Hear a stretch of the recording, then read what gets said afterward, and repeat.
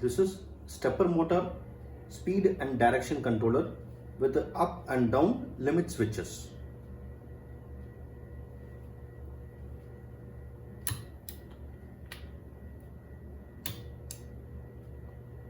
It's a upper limit and this is a lower limit. This is 24 volt SMPS and this is drive for the stepper motor, and this is stepper motor, and this is relay latching for the up and lower limit. This one is the speed and direction controller. We can change the direction by using this upper and lower limit.